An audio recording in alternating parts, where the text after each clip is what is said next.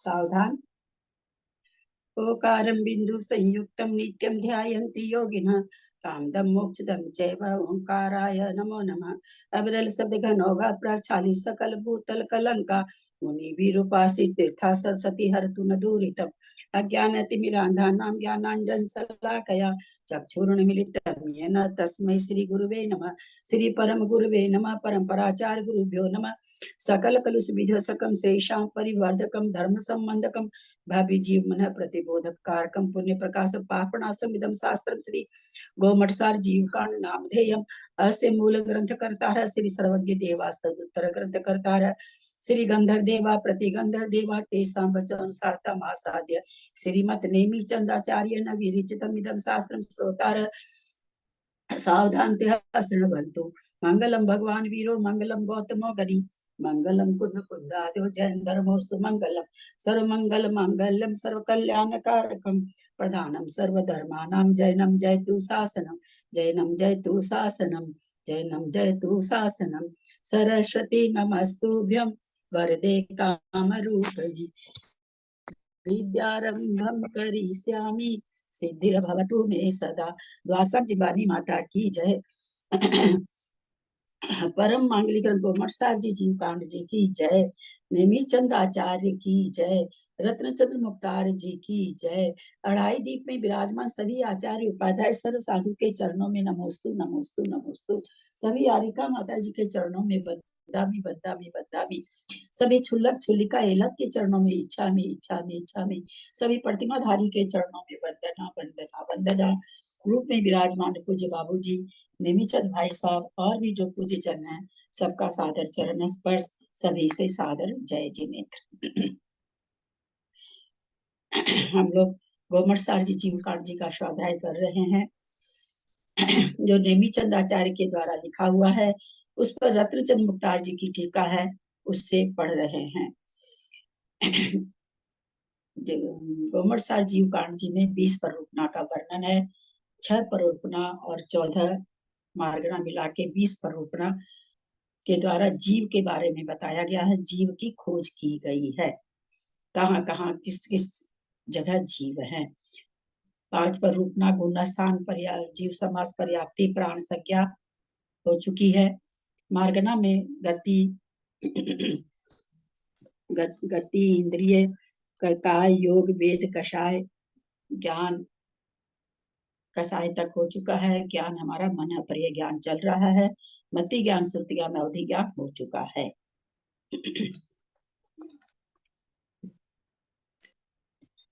अंधेरा रखा है।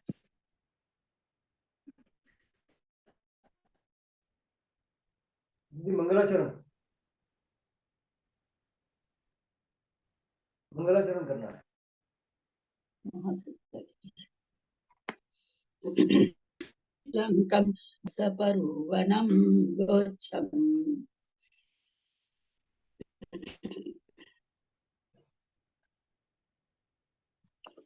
गाथा 455 456 उसका हम लोगों ने हिंदी नहीं पढ़ी थी शायद, है ना? हाँ, हिंदी नहीं पढ़ी थी। उन्हीं गाथा का उच्चारण करके हिंदी लेते हैं। गायुपुधत्तवरमवरं कुक्कसंहोदिजोजन पुधत्तं विपुलमदिशयवरं तस्य पुधत्तं वरं कुन्वरलोयं नरलोयति अवयणं विखम्ब विखम्ब नियामयं नवटस जम्मातघनपदरं मनपजौखेदमुदिठम्। ऋजुमति मन परिज्ञान विषयक जघन्य क्षेत्र कोश पृथकत्व है, यानी 3 कोश से 9 कोश के भीतर का है। उत्कृष्ट क्षेत्र योजन पृथकत्व है। जघन्य कोश पृथकत्व और उत्कृष्ट योजन पृथकत्व है। विपुलमति का जघन्य क्षेत्र योजन पृथकत्व है। यद्यपि दोनों का उसका उत्कृष्ट और विपुलमति का जघन्य एक जैसा होते हुए भी उससे कुछ अधिक होगा। उत्कृष्ट क्षेत्र मनुष्य लोक प्रमाण है। नरलोक यह वचन विस्कंभ अर्थात सूची व्यास का नियामक है, न कि वृत्ताकार नरलोक का, परिधि रूप नरलोक का, क्योंकि मन परिज्ञान का वह घन प्रतर रूप क्षेत्र कहा गया है। विशेषार्थ क्षेत्र की अपेक्षा ऋजुमति मन परिय ज्ञान जघन्य से गव्युति पृथकत्व प्रमाण क्षेत्र को उत्कर्ष से योजन पृथकत्व के भीतर की बात जानता है, बाहर की नहीं। जघन्य व उत्कृष्ट क्षेत्र के मध्यम विकल्पों को तद व्यतिरिक्त ऋजुमति मन पर्याय ज्ञानी जानता है। मध्यम विकल्प कहते जघन्य व उत्कृष्ट क्षेत्र के मध्यम विकल्पों को तद व्यतिरिक्त ऋजुमति मन पर्याय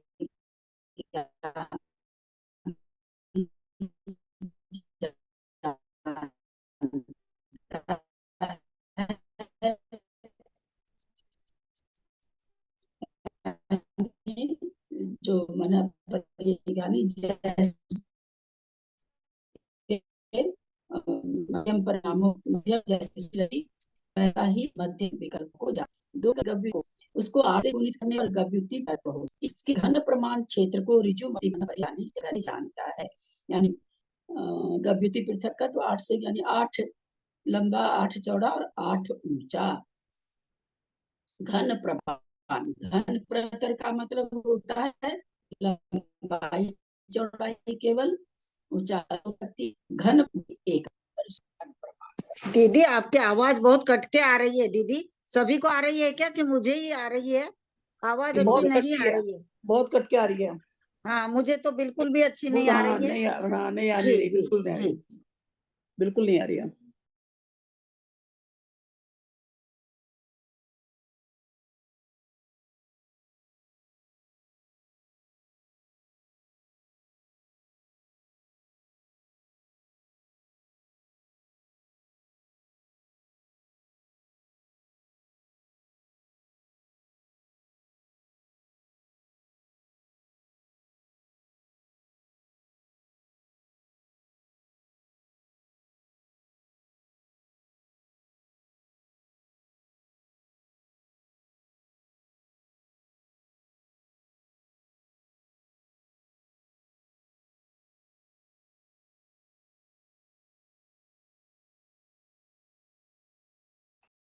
क्या हुआ, आवाज नहीं आ रही? आवाज नहीं आ रही है त्रिशला दीदी, हाँ बिल्कुल भी आवाज आ रही है।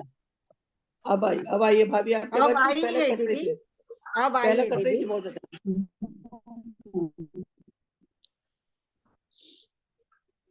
नेट नेट दिखा रहा था कि नेट नहीं आ रहा, अभी भी किसी की फोटो नहीं आ रही है अपनी, तो मैंने बंद की अभी। चलिए फिर से इसको कहते हैं 2000 धनुष एक गव्युति कोश होती है, उसको 8 से गुणित करने पर गव्युति पृथकत्व होता है, इसके घन प्रमाण क्षेत्र को ऋजुमति मन पर्याय ज्ञानी जघन्य से जानता है। मैं ये बात बता रही थी, उसमें बीच में लगता चला गया था। घन प्रतर मतलब घन प्रमाण मतलब लंबाई चौड़ाई ऊंचाई एक जैसी, घन प्रतर का मतलब लंबाई ऊंचाई आवाज नहीं कम आ रही ज्यादा जो दीदी भी हो अभी भी अच्छी, बराबर नहीं होती, आवाज नहीं आ रही अच्छे से। यही कारण है स्व की ओजन लंबा ऊंचाई को नहीं।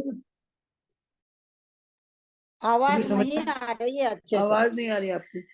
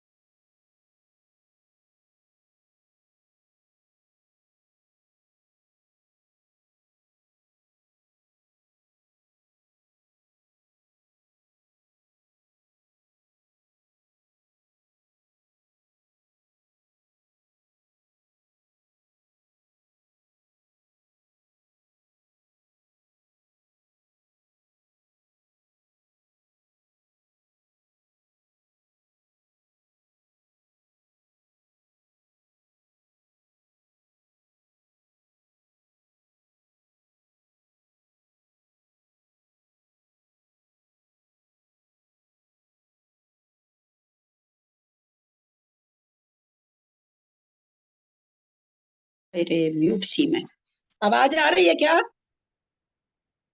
आई है अब भाभी, आई है आवाज उससे दीदी, पहले अब नहीं आ आई रही। है, अब आई है। पता नहीं कैसे अपने से म्यूट हो गया था, अभी फिर मैंने चेक किया। हाँ चलिए, तो अभी हम लोग ये समझ रहे थे घन प्रतर और घन लोक में क्या अंतर है। तो घन प्रमाण में घन प्रतर में क्या अंतर है। घन प्रमाण का मतलब होगा उतना ही लंबा, उतना ही चौड़ा, उतना ही ऊंचा। जहाँ घन प्रतर लिखा होगा वहाँ लंबाई और चौड़ाई एक जैसी होगी, ऊंचाई कुछ भी हो सकती है। इसीलिए जब नर लोक के समान कहा गया विपुल मति मना पर ज्ञानी के लिए, तो 45 लाख योजन चौड़ा, 45 लाख योजन लंबा, और ऊंचाई कितनी कही गई, 1,40,000 योजन। क्योंकि मनुष्य लोक है तो मनुष्य लोक 1,40,000 योजन है, तो ऊंचाई इसकी इतनी घटेगी। अब शंका, अवधि ज्ञान का जघन्य क्षेत्र अंगुल के असंख्यात विभाग प्रमाण कहा, और उसका काल आवली का असंख्यातवां भाग। परंतु अवधि ज्ञान से अल्पतर इस ज्ञान का जघन्य क्षेत्र गव्यति पृथकत्व कहा। मतलब वहां तो अंगुल का असंख्यातवां भाग कहा, जघन्य वो कहा ना, जिसकी जन्म के निगोदिया जब्द पर्याप्त की जन्म के तीसरे समय में जो अवगाहना होती है उतने ही क्षेत्र को जानता है। तो वहां तो अवधि ज्ञान का जघन्य क्षेत्र इतना, और काल आवली प्रमाण आवली का असंख्यातवां भाग कहा। और कहते हैं, आप लोग कहते हैं कि भाई कि मना पर ज्ञान और सूक्ष्म को जानता है, परंतु यहाँ पर क्या कहा जा रहा है, इस जगन्य क्षेत्र गव्यति पृथक का तो कह रहे हैं, और काल आगे बताएंगे। यहाँ पर वो कह रहे हैं 2-3 भव ग्रहण प्रमाण कहा है। यह कैसे बन सकता है? समाधान, नहीं, क्योंकि दोनों ज्ञान भिन्न भिन्न जाति वाले हैं। अवधि ज्ञान संयत व असंयत संबंधी है, परंतु मनः पर यह ज्ञान संयत संबंधी ही है। इससे इनकी पृथक पृथक जाति जानी जाती है। इसलिए दोनों ज्ञानों में विषय की अपेक्षा समानता नहीं है। दूसरे, जिस प्रकार चक्षु इंद्रिय रसादि को छोड़कर रूप को ही जानती है, उसी प्रकार चक्षु इंद्रिय से केवल रूप जाना जाता है, न रस को बता पाती है, न शब्द को बता पाती है, न स्पर्श को बता पाती है, न गंध को बता पाती है। तो वही यहाँ पर कह रहे हैं, जिस तरह चक्षु इंद्रिय केवल रूप को ही जानती है, उसी प्रकार मन पर यह ज्ञान भी भव विषयक समस्त अर्थ पर्यायों के बिना यतः भव संज्ञक 2-3 व्यंजन पर्यायों को ही जानता है। अर्थ पर्याय को नहीं जानता, व्यंजन पर्याय को ही जानता है। इसलिए वह अवधि ज्ञान के समान नहीं है। बहुत काल के द्वारा निष्पन्न हुए 7-8 भव ग्रहण का यह अपरिच्छेदक है, यह कहना भी ठीक नहीं है। क्योंकि अशेष यानी संपूर्ण अर्थ पर्यायों को नहीं विषय करने वाले और भव संज्ञक व्यंजन पर्यायों को विषय करने वाले उस ज्ञान की बहुत समयों में निष्पन्न हुए भवों में प्रवृत्ति मानने में कोई विरोध नहीं आता। इसको फिर से पढ़ रहे हैं, इसलिए वह अवधि ज्ञान के समान नहीं है। बहुत काल के द्वारा निष्पन्न हुए 7-8 भव ग्रहण का यह अपरिच्छेदक है, यह कहना भी ठीक नहीं है। यानी नहीं, अपरिच्छेदक का मतलब जान नहीं पाता हो, तो यह भी कहना ठीक नहीं, क्योंकि आगे बताएंगे कितना भव जानता है। तो क्योंकि अशेष अर्थ पर्यायों को नहीं विशेष संपूर्ण अर्थ पर्याय, अशेष मतलब संपूर्ण अर्थ पर्यायों को नहीं विषय करने वाले और भव संज्ञक व्यंजन पर्याय को विषय करने वाले उस ज्ञान की बहुत समयों से निष्पन्न हुए भवों में प्रवृत्ति मानने में कोई विरोध नहीं आता। संपूर्ण अर्थ पर्यायों का विषय नहीं करने वाला और भव संज्ञक व्यंजन, भव संज्ञक मतलब भव के नाम से जो व्यंजन पर्याय है उसको विषय करने वाले उस ज्ञान की कहते हैं बहुत समय से निष्पन्न हुए भवों में प्रवृत्ति मानने में कोई विरोध नहीं आता, वह बहुत भवों को जान सकता है। 8,000 धनुषों का एक योजन होता है। एक मिनट भाभी, ये वाला क्लियर नहीं हुआ, पैरा बिल्कुल भी नहीं क्लियर हुआ। इससे ज्यादा हम इसको क्लियर नहीं कर सकते हैं, क्योंकि अपने तो इसमें बहुत क्लियर पढ़ रहे हैं, क्योंकि अपने मुक्तार जी की टीका ले लिए इसलिए। बाकी है मैंने इस ये प्रमाण सागर पर प्रणव में सागर जी का और विकास जी का कहीं कुछ भी, दोनों ही किसी ने कोई खुलासा नहीं किया। ये मुख्तार जी ने इतना खुलासा कर दिया, तो इससे ज्यादा मैं इसको नहीं कह सकती कि ये क्या करना चाह रहे हैं। 8000 धनुषों का एक योजन होता है, उसे 8 से गुणित करने पर योजन पृथकत्व के भीतर, मोटा मोटी बात खाली वहां पर दोनों नहीं कि इतना योजन जानता है, इतना पृथकत्व, इतना वो जानता है, इतना वो जानता है। और 7-8 गाथा, विकास भैया भी 8 गाथा एक दिन में कर दिए, महाराज जी ने भी 10 गाथा एक दिन में कर दी। उसे 8 से गुणित करने पर योजन पृथकत्व के भीतर इतना, ऊंचाई में इतना जानता है, देव को जानता है कि नहीं जानता, कुछ भी प्रणव सागर जी ने नहीं बताया, कुछ भी नहीं, एकदम एक मुंह नहीं खोला कुछ भी। ये थोड़ा सा विकास भैया तो फिर भी खोले हैं, महाराज जी तो कुछ भी नहीं खोले हैं। उसे 8 से गुणित करने पर योजन पृथकत्व के भीतर धनुषों का प्रमाण होता है। इसका घन ऋजुमति मन परिज्ञान का उत्कृष्ट क्षेत्र होगा। 8000 धनुषों का एक योजन होगा। और क्या कह रहे हैं, यहाँ पर आया है योजन पृथकत्व, यानी 8 योजन ये यहाँ पर ले रहे हैं। तो कह रहे हैं 8000 धनुष को 8 से गुना कर देंगे तो इतने धनुषों का प्रमाण, यानी 8 8 64,000, 64,000 धनुष को, और इसका कहते हैं घन कर दीजिए, यानी 64,000 गुना लंबाई गुना 64,000 गुना चौड़ाई 64,000 गुना ऊंचाई। तो इन तीनों को गुना करके जो धनुष आएगा उतना ऋजुमति मन परिज्ञान का उत्कृष्ट क्षेत्र होगा। विपुलमति मन परिज्ञान क्षेत्र की अपेक्षा जघन्य से योजन पृथक। मैंने कहा इसको क्या हुआ? धनुष में कन्वर्ट क्यों किया, सीधा कोश ही बता देते।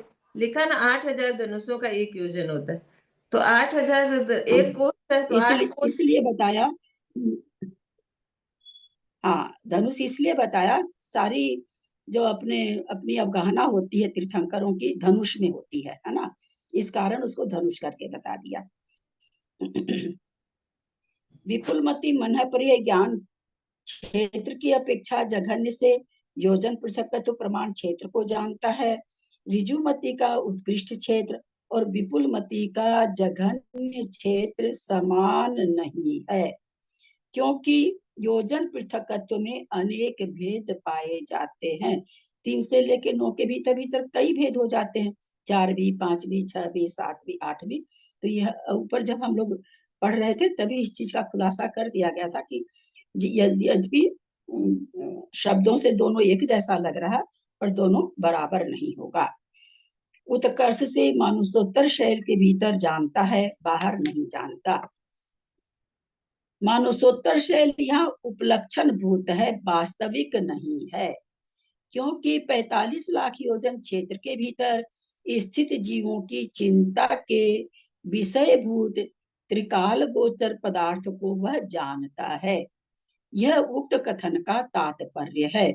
इससे मानुषोत्तर शैल के बाहर भी अपने विषयभूत क्षेत्र के भीतर स्थित होकर विचार करने वाले देवों और त्रियंचों की चिंता के विषयभूत अर्थ को भी विपुलमति मन पर्याय ज्ञान जानता है। जो हम लोगों ने कल देखा था, चित्र मैंने भेजा था, उससे 45 लाख योजन पर जो 4 कोने बन रहे हैं, वहां कोई देव स्थित है, कोई भी अंतर देव घूम रहा है, अथवा कोई त्रियंच, वहां तो त्रियंच पाए जाएंगे, मनुष्य तो पाए नहीं जाएंगे। तो कहते हैं उनकी वो जो सोच रहे होते हैं उनको भी विपुलमति मन परिज्ञान जान जाएगा। तो इसका मतलब ये हो गया कि मानुषोत्तर पर्वत से बाहर की चीज भी वो जान रहे हैं, चारों कोना की।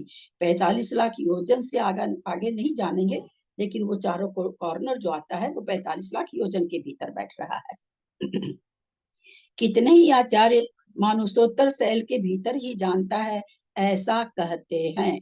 उनके अभिप्राय अनुसार मानुषोत्तर शैल से बाहर के पदार्थों का ज्ञान नहीं होता, मानुषोत्तर शैल के भीतर स्थित होकर चिंतित अर्थ को जानता है, ऐसा भी कितने ही आचार्य कहते हैं।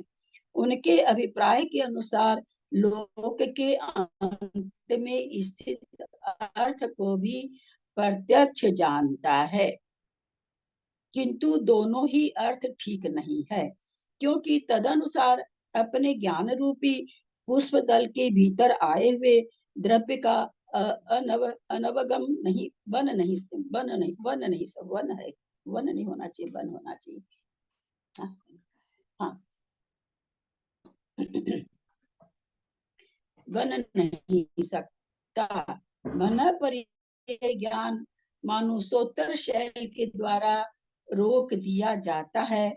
यह तो कुछ संभव है नहीं दूसरे लोक के नहीं, क्योंकि स्वतंत्र होने से व्यवधान से रहित उक्त ज्ञान की प्रवृत्ति में बाधा का होना संभव नहीं है। क्योंकि ज्ञान एक ऐसी चीज है, वो पर्वत के द्वारा रोका नहीं जा सकता है। कोई पौद्गलिक इसलिए कहते हैं कि ज्ञान की यह प्रवृत्ति में बाधा होने का तो संभव ही नहीं है। दूसरे लोक के अंत में स्थित अर्थ को जानने वाला यह ज्ञान वहां स्थित चित्त को नहीं जाने, यह भी नहीं हो सकता। अगर कह रहे हैं कि कुछ आचार्य कह रहे हैं कि लोक के अंत में जो अर्थ है, वस्तु है, उसका ज्ञान उसको हो रहा है, तो अगर उसका हो रहा है तो फिर वहां जो जीव स्थित है उसको चित्त को नहीं जाने, ये तो होगा नहीं। तो जानेंगे तभी जानेंगे, क्योंकि अपने क्षेत्र के भीतर स्थित अपने विषयभूत अर्थ का अनवगम बन नहीं सकता, वन होना चाहिए, बन नहीं सकता। परंतु ऐसा संभव नहीं है, क्योंकि ऐसा मानने पर क्षेत्र के प्रमाण की प्ररूपणा निष्फल ठहरती है। फिर क्षेत्र के प्रमाण की प्ररूपणा ही बेकार हो गई कि 45 लाख योजन अगर ये कह रहे हैं लोक के अंत में, यानी 14 राज्य बीच में बैठा हुआ है तो 7 राज्य ऊपर हो गया।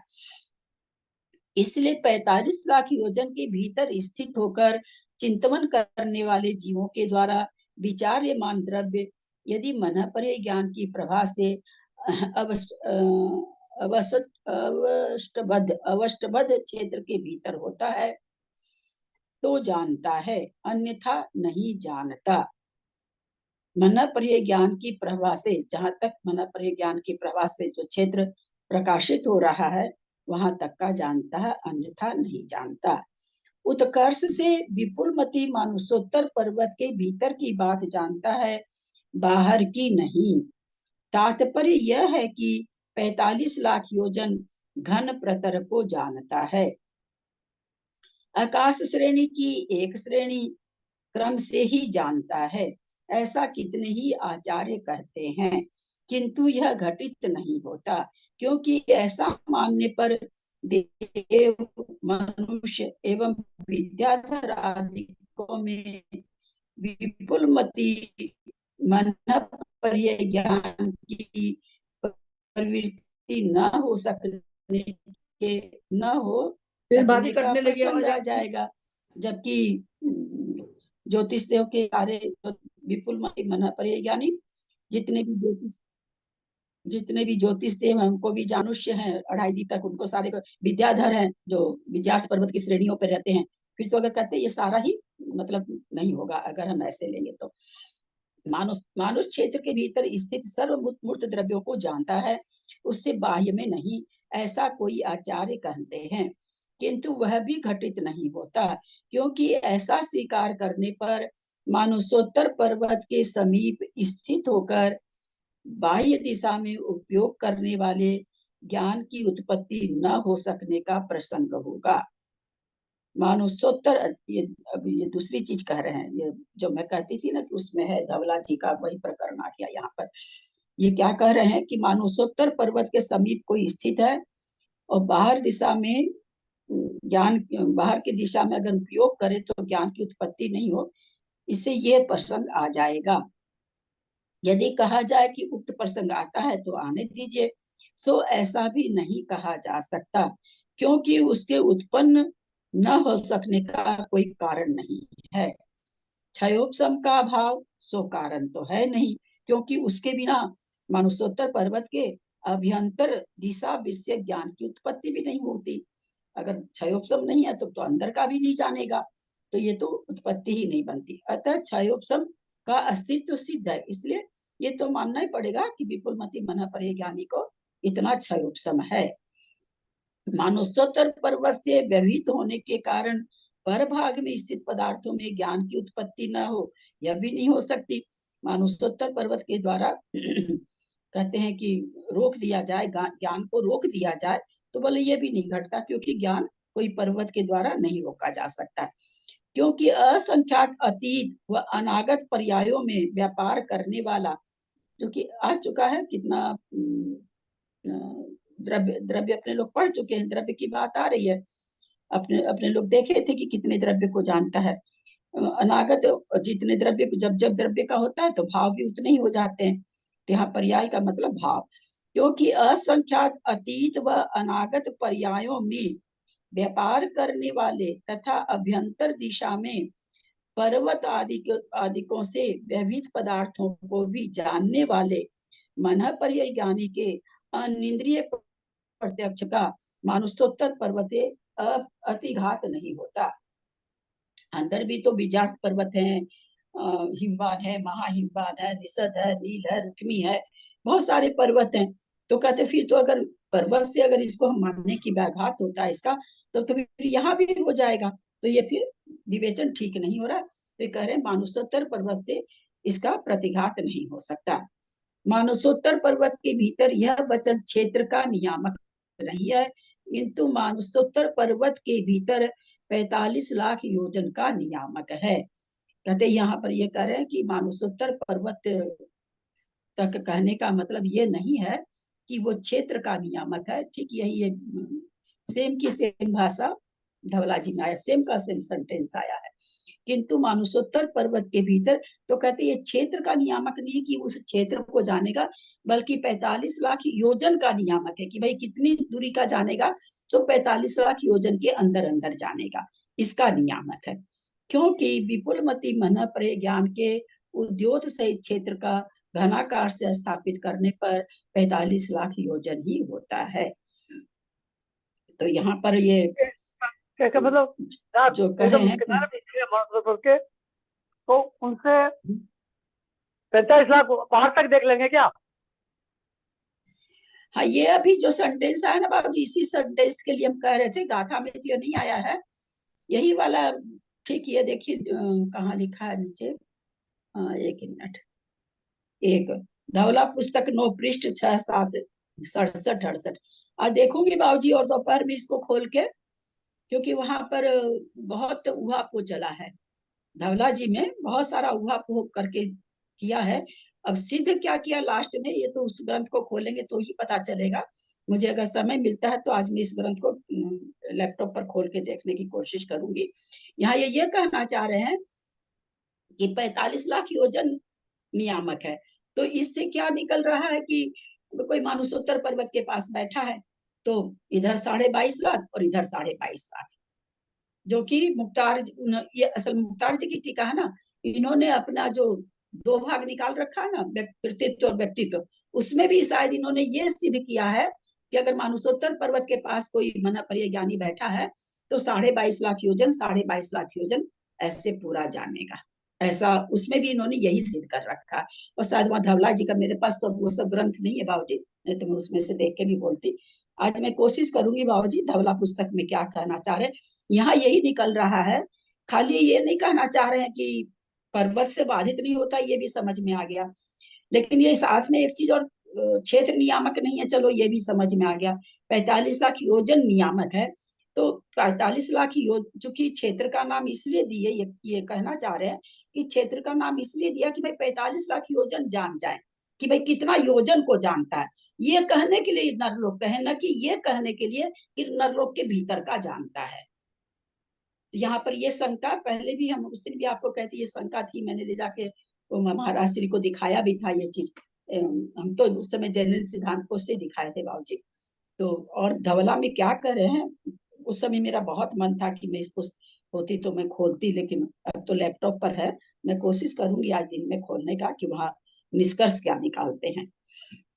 यहाँ के हिसाब से अभी जो ये निकल रहा है उससे तो ऐसा निकल रहा है कि अगर मानुषोत्तर पर्वत पर बैठे हैं तो उससे, क्योंकि क्या कह रहे हैं ना, देखिए किंतु मानुषोत्तर पर्वत के भीतर 45 लाख योजनों का नियामक है। मानुषोत्तर पत्थर, हाँ वो 45 लाख, क्योंकि विपुल मति मन प्रज्ञान,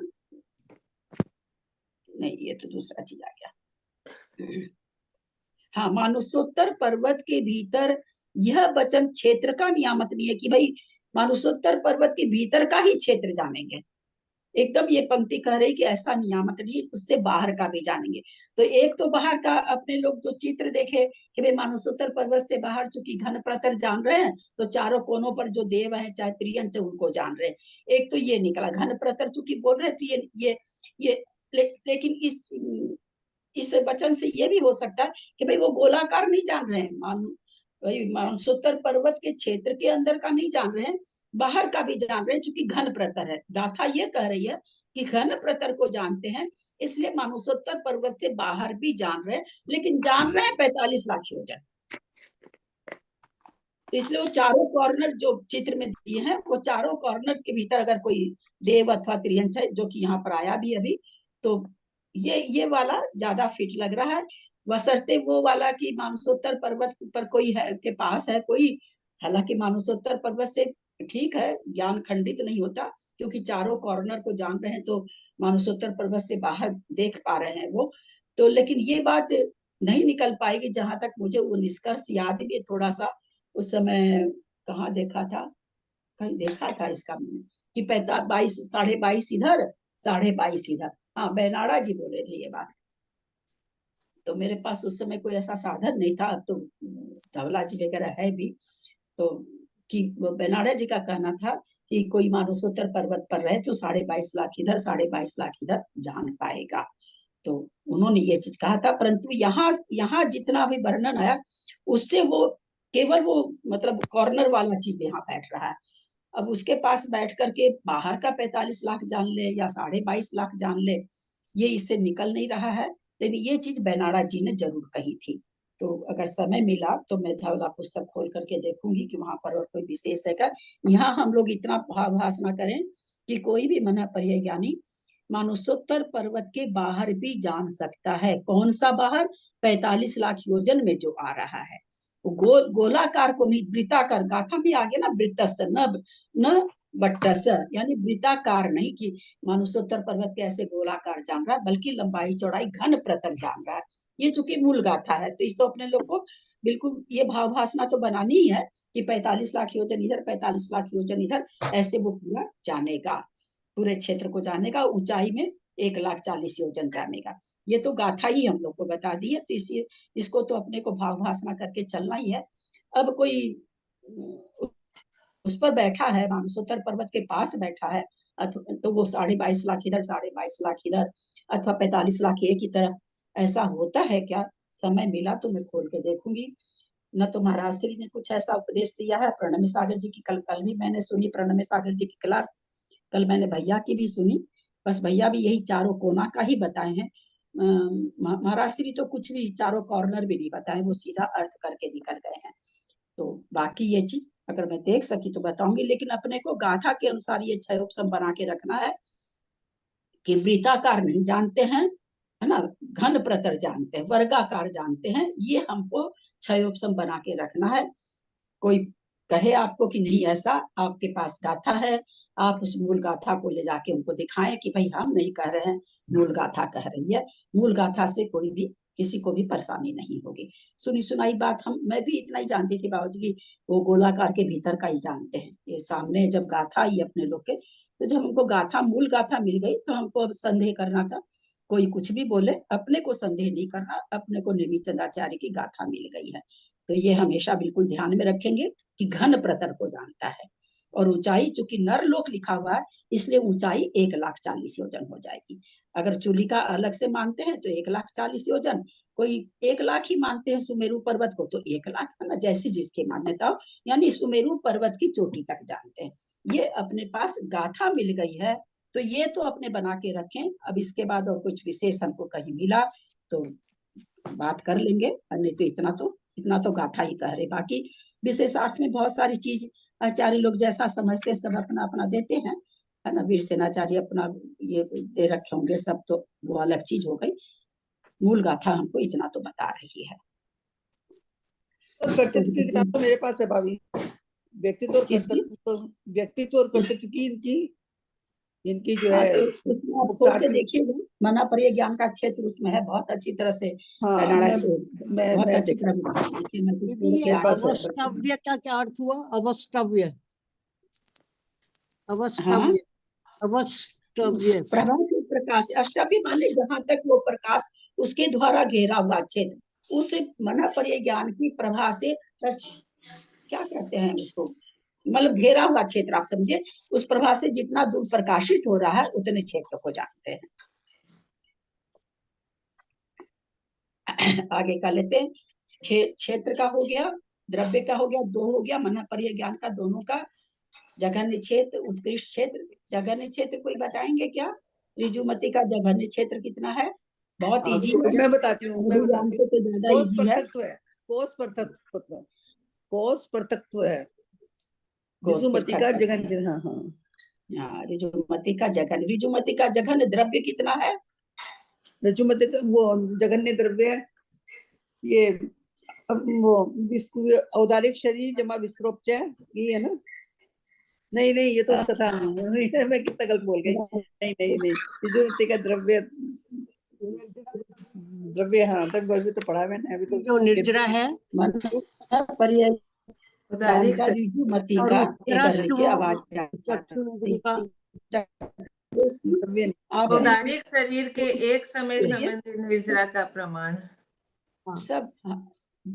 पहले सब कोई म्यूट करें, मंजू जी, त्रिशला जी, सब अपने आप से म्यूट करें। ये ज्ञान का जघन्य क्षेत्र कितना है? जघन्य क्षेत्र है दीदी, संबंधी निर्जरा द्रव्य है, औदारिक जघन्य शरीर, है। औदारिक शरीर और के द्वारा जितना कर्म, जितने नौकर्म परमाणु निर्जरित हो रहे हैं। मेरी आवाज आ रही है क्या? जी आ रही है दीदी। स्पष्ट नहीं हो रही है बात, कौन क्या बोल रहा है कुछ। हाँ, वो इसीलिए तो मैंने सबको कहा कि पहले म्यूट कर लीजिए आप लोग। औदारिक शरीर से जितनी परमाणु निर्जरित हो रहे हैं, उतने परमाणु उतने द्रव्य को, मतलब ऋजुमती मना परिय ज्ञान का जघन्य है, उत्कृष्ट चक्षु इंद्रिय के द्वारा निर्जरित द्रव्य को जानता है। और विपुलमती मना परिय ज्ञान,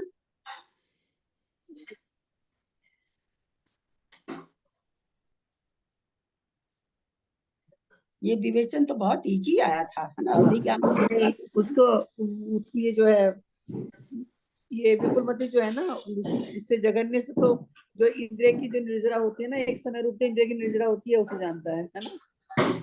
वो तो जानता ही, ऋजुमती जानता है वो तो। विपुलमती का जघन्य ज्ञान कितना है? विपुलमती का जगन्य, उसी दिन, उसी एक मिनट, हाँ एक मिनट, उसी दिन वीडियो भिजवाने का कोई फायदा नहीं हो रहा है ना? आप लोग समझ सकते हैं कि मुझे कितनी मतलब कितना झुकना पड़ा होगा उसी दिन वीडियो भिजवाने के लिए। समझ सकते हैं क्या इस बात को थोड़ी सी देर के लिए आप लोग, कि मुझे कितनी चिरौरी, कितना कितना विनम्रता से उन लोग को कहना पड़ा होगा कि आप उसी दिन वीडियो भेजिए। थोड़ा सा महसूस करके देखिए कि कितना किया जा रहा है कि आप लोगों को सब चीज आ सके। सुनना तो पड़ेगा ना? जी हाँ जी हाँ। ऋजुमती के उत्कृष्ट द्रव्य को, चलिए, ऋजुमती का उत्कृष्ट में से एक बार ध्रुवाहार का भाग देंगे तो वो विपुलमती का मना परिय ज्ञान का जघन्य हो जाएगा। और उत्कृष्ट कितना होगा? तो क्या आया था? असंख्यात कल्प काल के जितने समय होते हैं, मनोवर्गना के अनंत में भाग से उस जघन्य द्रव्य में, जघन्य वाले ज्ञान के द्रव्य में भाग देते जाइए। भाग देते देते देते देते जो असंख्यात कल्प काल के समय के जितने, यानी कितना कितना बार भाग देना होगा, तब वो विपुलमती मना परिय ज्ञान का द्रव्य होगा। मैं कोई आप लोग, मैं न तो पहले पढ़ी हूँ और न मैं अलग से आजकल पढ़ पा रही हूँ, क्योंकि मेरा शेड्यूल थोड़ा सा बहुत टाइट चल रहा है। थोड़ा मन भी करता है कि एक बार तो झांक लूं पुस्तक को, कोई कठिन शब्द हो तो मैं अर्थ देख लूं, पर मेरे को समय नहीं मिलता। मैं आप ही लोग के जैसे जो भी बंद करती हूँ सो बंद ही कर देती हूँ, लेकिन फिर भी थोड़ी सी अगर आप उसमें चेष्टा करेंगे तो याद हो जाएगा। इसीलिए ऑडियो उसी दिन भेजा जाने लगा, कि ताकि आप लोग रात में सुन सकें और आप लोग भाव भाषण कर सकें। लेकिन नहीं सुनेंगे तो कोई कितना भी भेजे, उससे कोई मतलब नहीं निकलता है। चलिए ठीक है, हम तो अपना फर्ज निभा रहे हैं, आप अपना फर्ज आप जानो। थोड़ा सा भी आप लोग अगर फर्ज निभाओ ना, तो कल जो पूछा गया कि 14वें जुम्मन खान में कितनी प्रकृति की उदय भी छुट्टी होती है, पूरा ग्रुप नहीं बोला, जबकि मैं भी पढ़ा चुकी हूँ। कर्म कांड की बात छोड़ दीजिए, कर्णन योगी में पढ़ा चुके हैं बहुत बढ़िया से, लेकिन कि कोई दिया ही नहीं, उत्तर ही नहीं दिया, कोई भी नहीं दिया। सब कर्म कांड जी हमने तो क्लास पढ़ा नहीं है दीदी, हमने तो बहुत लेट नहीं, ज्वाइन आप करा। तो नहीं पढ़े, आप चक्रेश जी, आप तो कॉन्फिडेंस अभी पढ़े हैं। और सबको चल रही है वो क्लास, और उसके पहले हम भी बता चुके हैं कई बार। तो कल त्रिशला जी ने चलो गलती या सही हिम्मत तो की, बाकी सब लोग तो एकदम मौन व्रत हो गया। सबको इतना सा भी नहीं याद रखते हैं तो कैसे होगा? बोलो, कितनी भी हम मेहनत कर लेंगे, कोई कोई रिजल्ट नहीं निकलेगा। थोड़ी सी तकलीफ हो जाती। सुनिए, प्रणम सागर जी की क्लासेस सुन के देखिए बाबूजी, वो तो एक ही बार पढ़ाते हैं, दोबारा तो लेते नहीं उस विषय को, और एक बार में भी कितना दोहराते हैं, आप लोग सुन के देख लीजिए। वो कितना बोलते हैं कि पढ़ाने की उम्र खत्म हो जाती है, अरे कुछ तो बोलो, कुछ तो ज्ञान हुआ होगा, इतने दिन से सुन रहे हो, कई तरह की बात बोलते हैं वो, जबकि वो विषय को दोहराते नहीं है। वो दोहराते नहीं है महाराज, एक विषय नहीं दोहराते, कहाँ तक दोहराएंगे? और हम तो कोशिश करते रहते हैं जितना हो सकता है पीछे से दोहराने की, लेकिन खाली मेरी मेहनत थोड़ी रंग लाएगी, खाली मेरी मेहनत रंग नहीं लाएगी। चलिए आगे चलते हैं। ऋजुमती व विपुलमती क्षेत्र और द्रव्य हो गया है। अब काल का कथन कर रहे हैं, और ये सब कथन तो बहुत भारी भी नहीं है। दुगतिग भाव दुगतिग दुगतिग भवाहु अवरम सत्तठ भवाहवन्ति कसम अडनव भवाहु अवरम अडनव भवाहु अवर मसंखे जबिउल कसम दुगतिग भवाहु अवरम सत्तठ भवाहवन्ति कसम अठनव भवाहु अवर संख्ये जम्बिउलू कसम। गाथा का उच्चारण करिए, संस्कृत वाला पढ़िए फटाफट। मंजू जी आप पढ़िए, बहुत देरी लगा देते हैं लोग। गाथा पढ़ते हो। दुगति भवाऊरम सत्तठ भवा हवंति उक्कसम अडण भवाहु अवर मसंखे जम्बिउल उक्कसम। हिंदी पढ़िए। दिक त्रिक भवाहि अवरम सप्ताष्ट भवा भवन्ति उत्कृष्टम अष्टन अष्ट नव भवाहि अवरम संख्येयम विप्लोत्कृष्टम। दुग तिग भवा, दो तीन भव, भू माने निश्चय से, अवरम माने जघन्य, सत अठ भवा सात आठ भव, हवंती उत्कर्ष उत्कृष्ट। यानी चूंकि ऋजुमती का पहले बता रहे, इसलिए ऋजुमती खुद अपने आप लगा लेना है कि ऋजुमती मना पर ये ज्ञान का काल कितना होगा। तो बोला 2-3 भव की बात तो वो बता देंगे, कम से कम 2-3 भव की बात तो बता ही सकते हैं। अधिक से अधिक कितने भव की बता देंगे? 7-8 भव की बता देंगे। विपुलमती कितना बताएंगे? तो कहते अड नव भवा, वो 7-8 बता रहे थे, ये 8-9 भव की बता सकते हैं। अबर माने जघन्य से, और उत्कृष्ट से असंख्यात, उत्कृष्ट असंख्यात, असंख्यजम असंख्यात भव हैं। माने किसी जीव को बारे में कोई सोच रहा है कि वो कि आज से 5 लाख भव पहले कैसा था, वो बता देंगे। आज से परित असंख्यात भव पहले क्या जीव था, वो बता देंगे।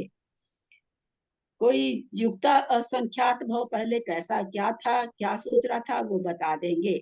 मध्यम असंख्यात असंख्यात बार भी भव पहले वो क्या था, विपुल मति मन पर यह ज्ञानी बता देंगे। कोई अगर सोच रहा है, खुद के बारे में सोच रहा है कि मैं क्या था, सोच भी नहीं रहा है, विपुल मति के लिए तो आया है। अर्ध चिंतित अचिंतित, चिंतन नहीं भी कर रहा है, बैठा है 45 लाख योजन में कहीं बैठा है, तो क्या मना पर ये ज्ञानी को ऐसा सोचे क्या कि उनको दिखता रहता है सब कुछ? ऐसा नहीं है।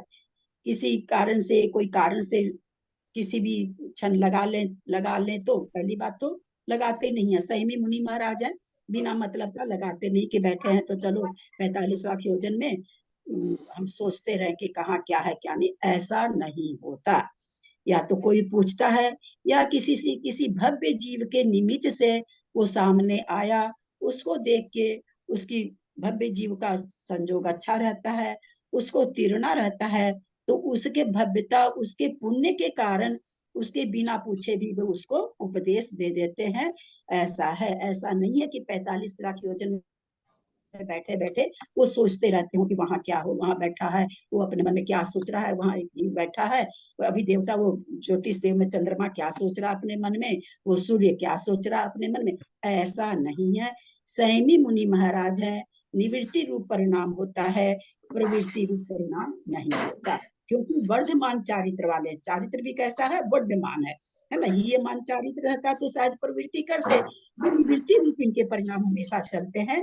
तब है कि कोई कारणवश ये का उपयोग में लगता है, नहीं तो हो जाता, बस अपना रहता है मन पर ये ज्ञान, कोई उसको उपयोग में लेकर के अपने को वो देखते नहीं रहते हैं। ऋजुमति विषेक जघन्य काल 2-3 भव, उत्कृष्ट 7-8 भव प्रमाण है। विपुलमति विषेक 8-9 भव जघन्य काल है, उत्कृष्ट काल असंख्यात भव है।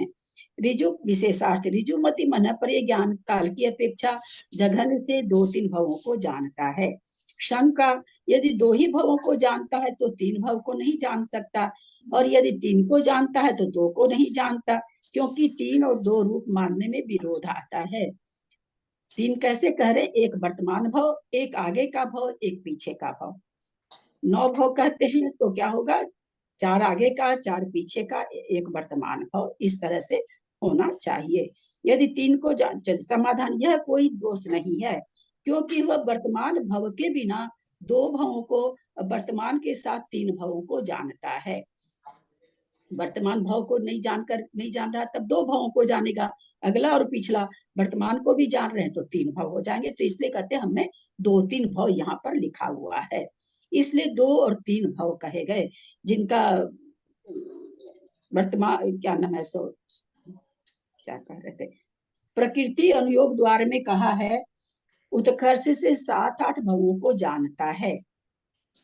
यहाँ 66 क्या है ये, यहाँ यहाँ पर भी वर्तमान भाव के बिना 7 भावों को, अन्यथा 8 भावों को जानता है।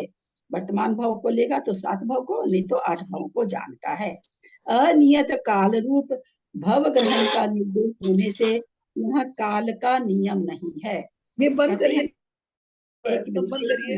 1 मिनट में पूरा वर्णन कर दूं तब बोलेगा, क्योंकि वो जो दिमाग में रहती है ना वो निकल जाती है। सब्जेक्ट बहुत भारी है, इसलिए मेरे दिमाग में जो आता है मेरे को बोल देने दीजिए पहले, फिर आप लोग शंका कभी भी मेरे बीच में मत पूछा करिए प्लीज पूरा, क्योंकि बहुत इजी सब्जेक्ट नहीं है। मैं कोशिश करती हूँ कि आप लोग को अधिक से अधिक समझा सकूं।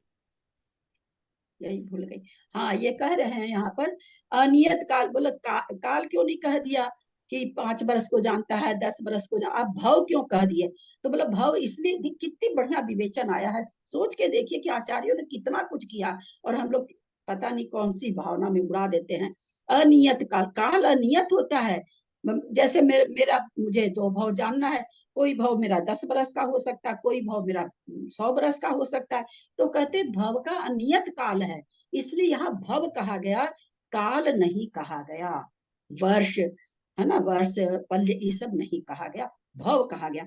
अगर 2 भव किसी का जान रहे पिछला, और वो दोनों भव 8-8 ही बरस का है तो 8-8 ही बरस को जानेंगे, अगर वो भव 100-100 बरस का है तो 100-100 बरस को जानेंगे, भव को जानेंगे, यहाँ ये कहना चाह रहे हैं। ये मैं इसको पढ़ लेती हूँ, फिर जो भी शंका हो अपन करेंगे। अनियत काल रूप भव ग्रहण का निर्देश होने से यहाँ काल का नियम नहीं है, ऐसा जानना चाहिए। ये भी धवला पुस्तक से ही है। जघन्य और उत्कृष्ट काल के मध्य विकल्पों को तद व्यतिरिक्त ऋजुमति मन पर यह ज्ञान जानता है। कहते हैं जघन्य और उत्कृष्ट काल दिया 2-3 भाव, 7-8 भाव, तो बीच का जो बच गया 4-5-6-7, उसको 4-5-6 जानेगा कि नहीं, बोले जानेगा। क्या उसके लिए क्या क्या तद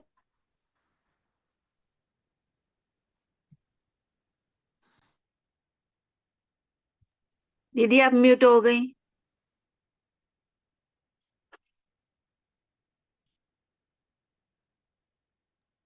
दीदी आवाज नहीं आ रही।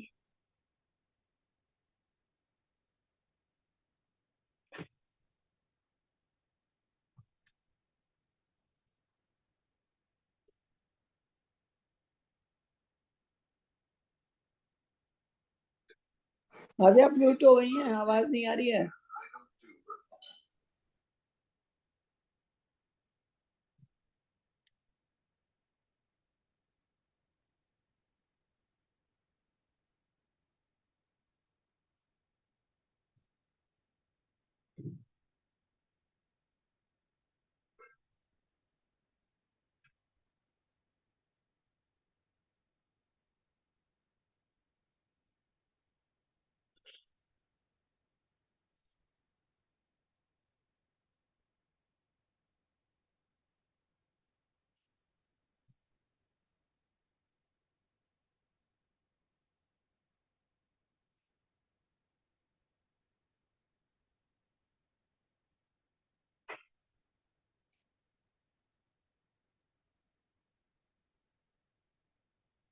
दीदी आवाज नहीं आ रही।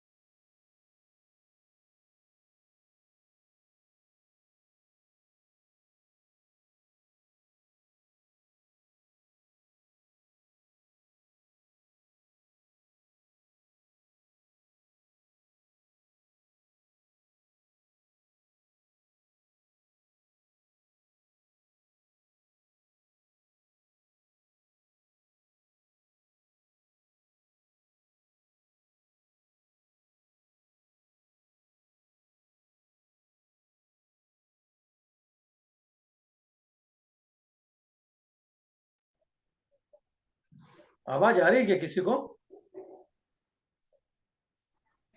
दीदी की नहीं आ आवाज रही नहीं आ है, रही? नहीं आ रही है, हम तो बोल रहे हैं नहीं लेकिन आ रही है।